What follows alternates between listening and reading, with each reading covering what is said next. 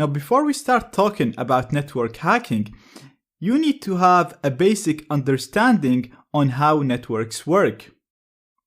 Now, we all know that a network usually contains a number of clients connected to each other, and clients usually connect to a network in order to share data or share a resource. A really good example of a resource that we all have connected to networks in order to access is the internet. So we connect to Wi-Fi networks and even wired networks all the time just to access the internet. Now, all networks, whether it's Wi-Fi or wired, work on the same principle. They have a device that is considered a server. Now, in many cases, for example, in your home network, this server is your router. This is also referred to as an access point. Now, this router or server or access point is the only device that has access to the resource. So none of these clients have direct access to the resource even after connecting to the network. The only way they can access the resource is through the access point. So let's say, for example, you're client number 1 and you connected to your home network over Wi-Fi or over Ethernet over a cable, and then you opened your browser and you typed google.com. What happens is your computer will send a request to the access point asking for google.com. The access point has access to the resource, which is the internet in this example, so it's going to go and look for google.com. It will receive google.com and it will forward that response to your computer, and as a result, you will see the website loading on your browser.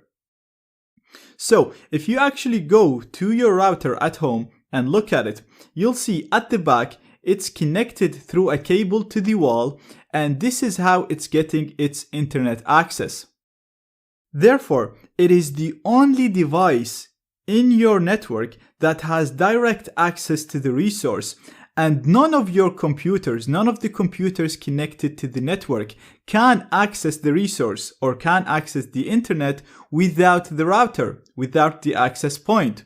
So the only way for all of the connected clients to access the resource is to go through the router. Now the data is transferred between the clients and the access point as packets. So you can think of all of these arrows as a series of packets being transmitted between the client and the router as requests and responses. Now in Wi-Fi networks, these packets are transmitted in the air. Therefore, if you have a wireless card and you're within range, you'll be able to capture all of these requests and responses. So basically, you'll be able to see anything that any computer connected to the same network as you does on the internet. Because they will have to send all of this data to the access point, and because they're sending this data in the air because you're in a Wi-Fi network, you'll basically be able to capture these requests and responses, and you'll be able to see the URLs they visit, the usernames, the passwords they enter, the chat messages.